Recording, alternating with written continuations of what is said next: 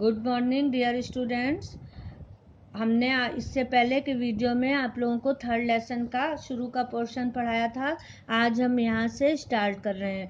इस लेसन में एक फादर ने अपने बेटे को पत्र लिखा है। You seemed at first to take no notice of your school fellows और rather to set yourself against them because they were strangers to you.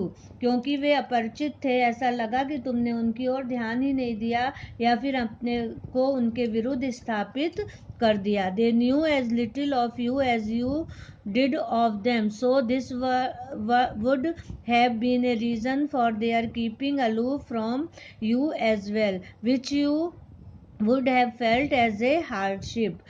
तो उन्हें तुम्हारे बारे में उतना ही कम ज्ञान था जितना तुम्हें उनके बारे में, और यह तुमसे दूर रहने का एक कारण हो सकता है जो तुम्हें एक कठिनाई प्रतीत हुई। Learn never to conceive a prejudice against others. दूसरों के प्रति पूर्वाग्रह युक्त काल्पनिक विचार मत लाओ। Because you know nothing of them, क्योंकि तुम उनके बारे में कुछ भी नहीं जानते हो। इट इज़ बैड रीजनिंग, ये एक गलत कारण है। And makes enemies of half the world, और ये आधे विश्व को शत्रु बना देता है। Do not think ill of them till they behave ill to you, and then strive to avoid the faults which you see in them. This will disarm their hostility sooner than pique or resentment or complaint. जब तक कि वे तुम्हारे साथ बुरा व्यवहार न करें और तब तक उनमें जो दोष दिखाई दे उनसे किनारा करने का प्रयास करो।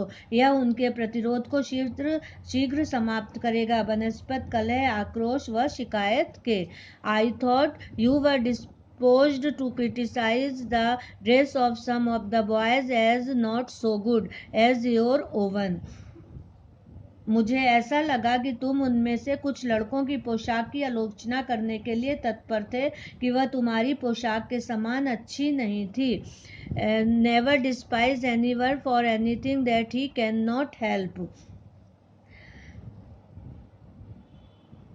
कोई व्यक्ति यदि कुछ करने में सक्षम नहीं है तो इसके लिए उसका उपहास मत करो। Least of all for his poverty, कम से कम उसकी गरीबी के लिए तो नहीं। I would wish you to keep an appearances yourself as a defense against the idle sneer of the bird, but I would not have you value yourself upon them. मैं चाहूँगा कि दुनिया के उपहास के विरुद्ध तुम स्वयं अपनी छवि बनाए रखो, किंतु मैं तुम्हें अपने को उनसे ऊपर नहीं समझने दूंगा। I hope you will neither be the dupe nor victim of vulgar prejudice. मुझे आशा है कि तुम न तो बुद्धू रहोगे और न ही गवारू पूर्वाग्रहों से ग्रसित व्यक्ति।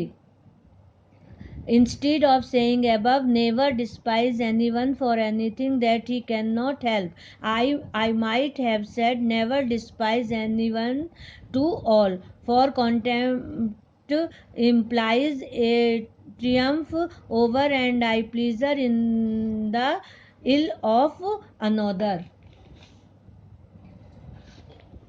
ऊपर जो मैंने कहा था उनके स्थान पर, यदि कोई व्यक्ति कुछ करने में असमर्थ है तो उसके लिए उससे घृणा मत करो। मैं कह सकता था कि किसी भी व्यक्ति से कभी भी घृणा मत करो, क्योंकि तिरस्कार दूसरों के दुर्भाग्य पर जीत या सुख सूचित करता है।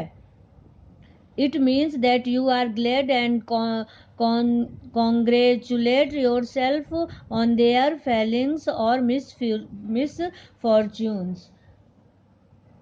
इसका अर्थ होता है कि तुम प्रसन्न हो और उनकी असफलताओं और दुर्भाग्य पर अपने को बधाई दे रहे हो। The sense of inferiority in others without this indirect appeal to our self-love is a painful feelings and not an exulting one. बिना इस अपने स्वप्रेम के अनुरोध के दूसरों में हीनता की अनुभूति एक दुखद भावना है, गर्वान्वित करने वाली नहीं।